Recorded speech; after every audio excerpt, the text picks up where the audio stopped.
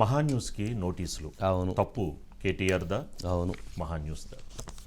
ఇది కేటీఆర్ గారు మహాన్యూస్కు పంపించినటువంటి లీగల్ నోటీస్. మహాన్యూస్ది ఇక్కడ ఇక్కడ మహాన్యూస్ లీగల్ నోటీసు, మహాన్యూస్ వీటికి సంబంధించినటువంటి దాదాపు ఒక ఎన్ని పేజీలు, ఆల్మోస్ట్ 5 పేజీలతో కూడినటువంటి లీగల్ నోటీస్ని పంపించారు. సరే, లీగల్ నోటీస్ సారాంశం ఏంటి అంటే, ఈ ఫోన్ ట్యాపింగ్ వివాదం అంశంలో తన పేరుని తీసుకొస్తున్నారని, తన ప్రస్తావన తీసుకొచ్చి తన కుటుంబ పరువు ప్రతిష్టలని, తన పేరు ప్రఖ్యాతలని మంటగలిపే విధంగా వ్యవహరిస్తున్నారు అని కేటీఆర్ గారి అభిప్రాయం. దానికి వారు లీగల్ నోటీసులు పంపించి తెలియజేశారు. ఓకే, కేటీఆర్ గారికి సంబంధించి వారు చెప్పినటువంటి అంశాన్ని మనం గమనిస్తే, సరే, ఫోన్ ట్యాపింగ్ జరిగిందా లేదా? ఓకే, ఫోన్ ట్యాపింగ్ జరిగిందా లేదా, అది ఇవ్వాలా వద్దా? Phone tapping. లిక్కర్ స్కామ్ జరిగిందా లేదా, అది ఇవ్వాలా వద్దా? ఓకే, కాళేశ్వరం ప్రాజెక్టు మేడిగడ్డ కుంగింది, అది ఇవ్వాలా వద్దా? గొర్రెల స్కామ్ జరిగింది అని అరెస్టులు జరుగుతున్నాయి, అది ఇవ్వాలా వద్దా? ధరణి స్కామ్ జరిగిందని విచారణ జరుగుతుంది, అది ఇవ్వాలా వద్దా? అంటే లిక్కర్ స్కామ్లో కవిత అరెస్ట్ అయ్యి తిహార్ జైల్లో ఉంది, మరి అది ఇవ్వాలా వద్దా? రాధాకిషన్రావు, అట్లాగే తిరుపతన్న, ప్రణీత్ రావు, ఇలా అనేక మంది అరెస్ట్ అయ్యి జైల్లో ఉన్నారు, అది ఇవ్వాలా వద్దా? వారు కన్ఫెషన్ స్టేట్మెంట్లో సుప్రీం ఎవరైతే ఆ రోజు అధికారంలో ఉన్న సుప్రీం చెప్పిన ఆదేశాల ప్రకారంగా చేశామని చెప్పారు, మరి అది ఇవ్వాలా వద్దా అని నా ప్రశ్న. ఎందుకంటే కేటీఆర్ గారు లీగల్ నోటీస్ పంపించడం తప్పు కాదు, అది ఆయన స్వేచ్ఛకి ఆయనకి భంగం కలుగుతుందని భావించి పంపించి ఉండవచ్చు. కానీ నా ఉద్దేశం ఏంటంటే, వారు ఏదైతే ఆ లీగల్ నోటీస్ పంపించారో, మరి ఈ ఫోన్ ట్యాపింగ్ అంశం గనక జరిగుంటే మరి అంతకంటే నేరం ఏమైనా ఉంటుందా? కేటీఆర్ గారు మొన్న ఇద్దరు ముగ్గురు ఫోన్లు ఇంతే విన్నారేమో, లంగాలది దొంగలది విన్నారేమో అనేటువంటి కామెంట్ చేశారు. అది జరిగితే జరిగిందేమో, నాకేం సంబంధం అన్నారు. అంటే జరిగి ఉండవచ్చు అన్నారు. మరి ఒక ప్రతిపక్ష నేతగా ఉన్నటువంటి ఇప్పటి ముఖ్యమంత్రి రేవంత్ రెడ్డి గారి ఫోను వినేటువంటి అధికారాన్ని ఆ రోజు ప్రభుత్వంలో ఉన్నటువంటి వారికి ఎవరు కల్పించారు? అది కల్పించున్నట్లయితే అది ప్రభుత్వం తప్పు కాదా? నెంబర్ 1. మరి రేవంత్ రెడ్డి గారి కుటుంబ సభ్యుల ఫోన్లు, వాళ్ళ సతీమణి పేరు కావచ్చు, అట్లాగే వాళ్ళ తమ్ముడు కొండలరెడ్డి ఫోన్ కావచ్చు, తిరుపతి రెడ్డి ఫోన్ కావచ్చు, లేదా ఇతర వాళ్ళ బంధువుల ఫోన్లు కావచ్చు, ఇవన్నీ వినాల్సినటువంటి అవసరం ఏమొచ్చింది? రఘునందనరావు నా ఫోన్ విన్నారంటున్నారు, బండి సంజయ్ నా ఫోన్ విన్నారంటున్నారు, అట్లాగే అనేక మంది సెలబ్రిటీల ఫోన్లు, వ్యాపారస్తుల ఫోన్లు, అనేక ఫోన్లు విన్నారు అనేటువంటి అపవాదం వస్తున్నప్పుడు, అది విన్నారా లేదా అనేటువంటి విచారణ జరుగుతున్నప్పుడు, అరెస్టులు జరుగుతున్నప్పుడు, వీటికి సంబంధించినటువంటి ఈ విధానం అంతా జరుగుతుందన్నప్పుడు, మరి అటువంటి అంశాన్ని మీడియా బాధ్యతాయుతంగా ఇవ్వాలా లేదా? మరి మహాన్యూస్ బాధ్యతగా వ్యవహరించాలా లేదా? లేదు, అసలు ఫోన్ ట్యాపింగే జరగలేదు, అసలు లిక్కర్ స్కామ్ జరగలేదు, కాళేశ్వరం మేడిగడ్డ ప్రాజెక్టు కొంగలేదు, అసలు ఎన్నికలే జరగలేదు, రేవంత్ రెడ్డి గారు ముఖ్యమంత్రి కాలేదు, ముఖ్యమంత్రిగా కేసీఆర్ గారే ఉన్నారు, కేటీఆర్ గారే మంత్రిగా ఉన్నారు అని చెప్పాలా? అది చెప్పాలా ఇది చెప్పాలా? వారికి రైట్ ఉంది, నోటీస్ ఇచ్చేటువంటి రైట్. వారికి బాధ కలిగి ఉండొచ్చు, ఇబ్బంది కలిగి ఉండొచ్చు. కానీ నేనేమంటానంటే, మరి ఆ ప్రభుత్వ హయాంలో జరిగినప్పుడు ఆ రోజు కేసీఆర్ గారి తర్వాత అన్నీ కేటీఆర్ గారు కదా వర్కింగ్ ప్రెసిడెంట్గా. రెండో అంశం, కేసీఆర్ గారి కంటే కూడా కేటీఆర్ గారే మొత్తం రాజకీయ వ్యవహారాలను నడిపాడు, ప్రభుత్వ వ్యవహారాలను నడిపాడు.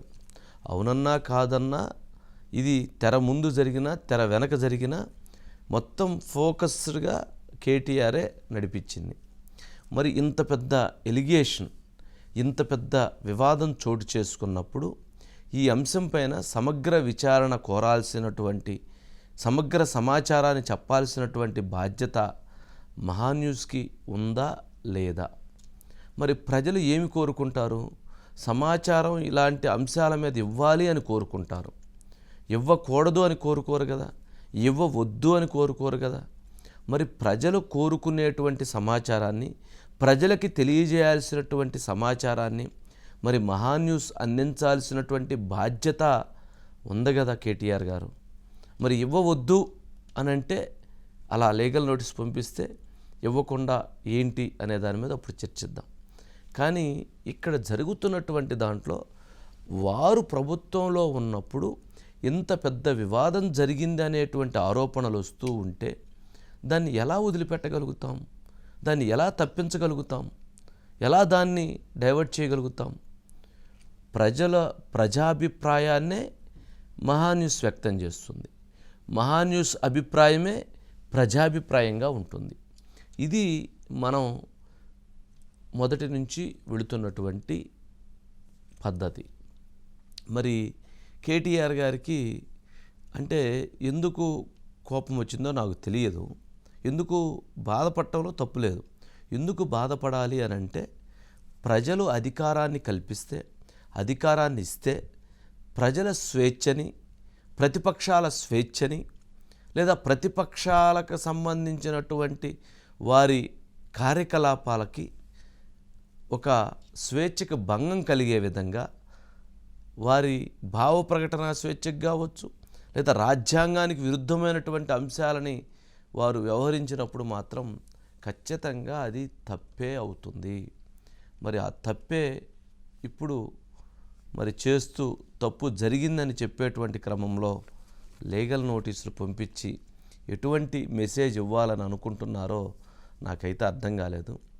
వారు MA&UD మినిస్టర్గా, మున్సిపల్ అండ్ అర్బన్ డెవలప్మెంట్ మినిస్టర్గా, బీఆర్ఎస్ పార్టీ వర్కింగ్ ప్రెసిడెంట్గా వారు అవునన్నా కాదన్నా క్రియాశీలకమైనటువంటి పాత్రని వారు అధికారంలో ఉన్నప్పుడు పోషించారు.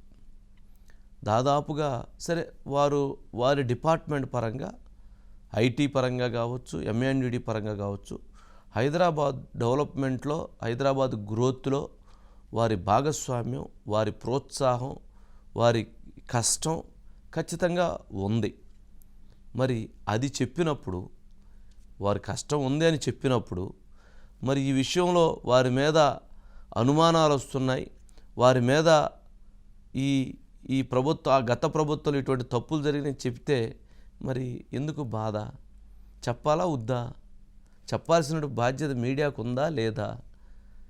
మరి మీరే ఎవరైతే మీరు కోట్లాది రూపాయలు ఇచ్చి కొన్ని మీడియా సంస్థలకి గంటలు మీరు నడిపించి మరి ఇవాళ వారే దీంట్లో ఫోన్ ట్యాపింగ్ వివాదంలో మీ పాత్ర ఉంది అని వార్తలు రాస్తున్నారే, మరి ఏ రోజు మీ దగ్గరికి రావటం కానీ, మీ దగ్గర ఒక అంశాల విషయంలో ఏ విషయంలో కూడా మీ దగ్గర ఎటువంటి చర్చను జరపలేదే. మరి అలాంటిది మీరు ఎలా అపవాదం మోపుతారు? ఎలా నోటీసులు జారీ చేస్తారు?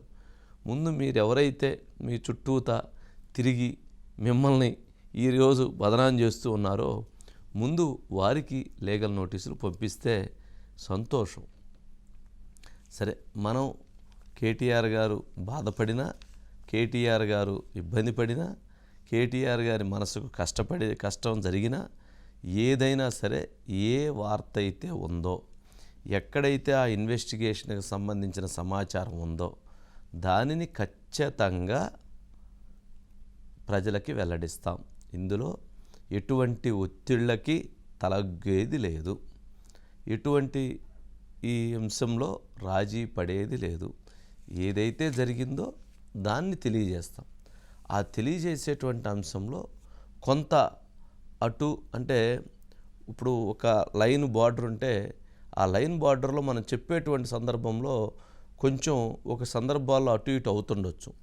కానీ దాని ఉద్దేశాలని, అక్కడ జరిగినటువంటి అంశాలని ప్రజలకి పూర్తి స్థాయిలో తెలియజేయాలనేటువంటి బాధ్యత తప్ప మరొకటి కాదు. ఓకే, ఇది సరే, వారు చెప్పినటువంటి దాంట్లో ఇట్లాంటివన్నీ ఉన్నాయి. ఇప్పుడు మరి ముఖ్యమంత్రి గారు ఏమంటున్నారు, రేవంత్ రెడ్డి గారు, ఈ ఫోన్ ట్యాపింగ్ వివాదం అంశంలో ఖచ్చితంగా ఆ రోజు ఉన్నటువంటి వారందరూ తప్పులు చేశారు, దీని వెనక చాలా పెద్ద ఎత్తున కుట్ర జరిగిందని ఆ క్యాబినెట్లో ఉన్న మంత్రులు కావచ్చు, ఆ పార్టీలో ఉన్నటువంటి నేతలు కావచ్చు చెప్తూ వస్తున్నారు. మరి అంతటి సమాచారాన్ని ప్రభుత్వంలో ఉన్నటువంటి వారు తెలియజేస్తూ, ఎవరైతే గతంలో ఇన్వెస్టిగేషన్లో ఉన్నటువంటి వారందరూ కూడా అరెస్ట్లు అయ్యి వాళ్ళు కన్ఫెషన్ స్టేట్మెంట్లో మేము ఈ తప్పులు చేశాం, మాకు ఈ తప్పు చేయించారు, మాకు ఇదిగా ఇవన్నీ వీళ్ళు చెప్పారు, ఇవన్నీ చెప్పటం ద్వారా మేము చేశాము అని చెప్తూ ఉన్నారు అని అంటే ఏంటి దాని అర్థం? ఎవరు చెప్పారు? సుప్రీం ఎవరు? బీఆర్ఎస్ పార్టీకి కేసీఆర్ గారు అనుకుంటే మరి కేటీఆర్ గారికి తెలవకుండా ఇవన్నీ జరగవు కదా అనేటువంటి ప్రశ్న ఉత్పన్నమవుతుంది కదా.